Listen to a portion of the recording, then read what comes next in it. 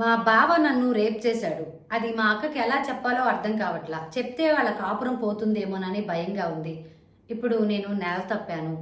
ఈ విషయం మా అక్కతో మీరే మాట్లాడండి అక్క. అమ్మా, ఒక మగాడు మనల్ని ఆ ఉద్దేశంతో చూడాలంటే మనం చూపుతోనే భయపెట్టాలి. వాడు మన మీద చెయ్యి వేయాలి అంటే మన బాడీ లాంగ్వేజ్ ఎలా ఉండాలంటే వాడిని కొట్టినట్టుగా ఉండాలి. అలా కాకుండా వాడు చెయ్యి వేసాడు అంటే లాగి పెట్టి కొట్టాలా, లేదు మనకున్న శక్తితో వాడిని కింద పడేసి తొక్కి పారేయాలన్నమాట.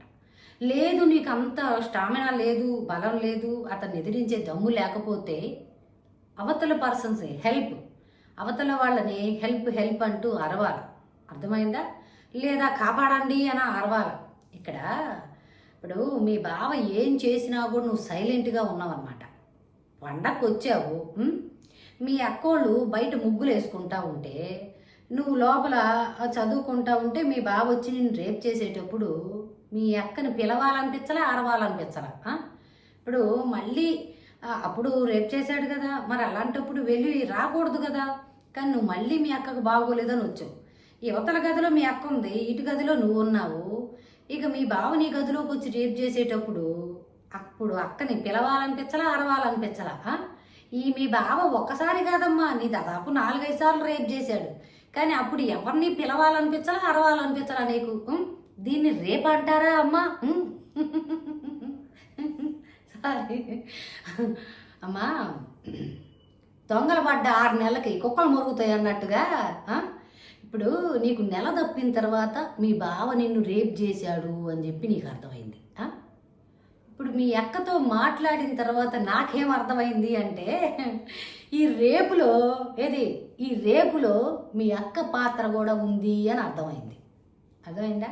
ఎందుకు అంటే మీ అక్కకి 7 సంవత్సరాల నుంచి పిల్లలు లేరు, పిల్లలు పుట్టరని కన్ఫర్మ్ చేశారు కాబట్టి బయట వాళ్ళని తెచ్చుకోలేక చెల్లెల్ని మొగుడికి అలవాటు చేసి పడితే అట్లా సెటిల్ అయిపోయిద్దని చెప్పి చెల్లెల్ని మొగుడికి అరేసిందనమాట.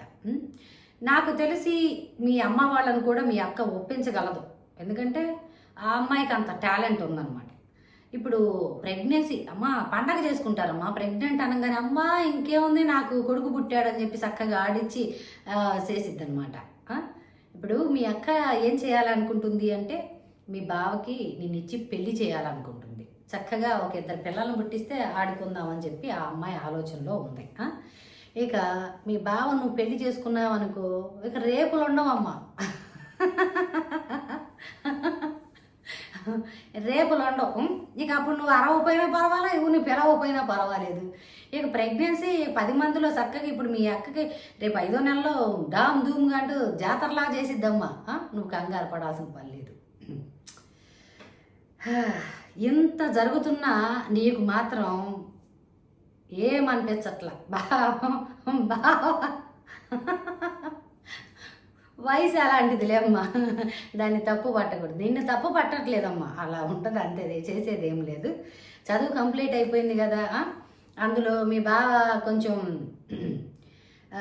రూపాయి ఉన్నోడే, ఇద్దరిని మెయింటైన్ చేయగలడు, అందులో పుష్టిగా ఉన్నాడు. పోండి, ఇబ్బంది పండగ చేసుకోండి.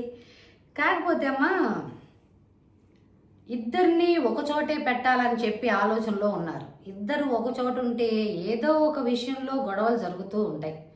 లేదు, ఎందుకంటే ఈ మాటలు మీ అక్కగారికి, అమ్మా నీకు పిల్లలు పుట్టరని చెప్పేసి పరాయుళ్ళు నీ భర్త జీవితంలోకి రాకుండా నువ్వు తెలివిగా నీ చెల్లెల్ని నీ భర్తకు అలవాటు చేసేసి నీ భర్తకి ఇచ్చి పెళ్లి చేద్దామని చెప్పి నీ ఆలోచన, నీదొక స్వార్థపూరిత ఆలోచన. అంటే నా చెల్లే కదా ఈ డబ్బు, ఈ ఆస్తిపాస్తులు నా చెల్లి పిల్లలు తింటారని ఒక అందుకు మంచిగా చేసావు అనుకో. కానీ అమ్మ తనకంటూ ఒక అభిప్రాయం ఉంటుంది కదా. ఇప్పుడు తను చిన్నపిల్ల అంటే పెళ్ళిడికి వచ్చిందేలే, కాకపోతే ఏంటంటే నువ్వు ఎటు తేల్చుకోలేకుండా అమ్మాయికి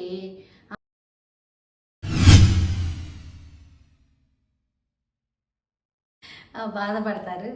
అమ్మా ఒకడు గుర్తుపెట్టుకోమ్మా, ఇప్పుడు నా చెల్లి నా ఆస్తిపాస్తులు అంతా బాగుండాలి, నా చెల్లి నా భర్త బాగుండాలని ఇప్పుడు ఎలా అనుకుంటున్నావో, రేపు రోజు కూడా నీ భర్తతో నీ చెల్లి సరసాలాడేటప్పుడు కానీ ఏదైనా సంథింగ్ నీ దృష్టిలో పడ్డప్పుడు దాన్ని కూడా యాక్సెప్ట్ చేయడానికి నువ్వు సిద్ధంగా ఉండాలమ్మా.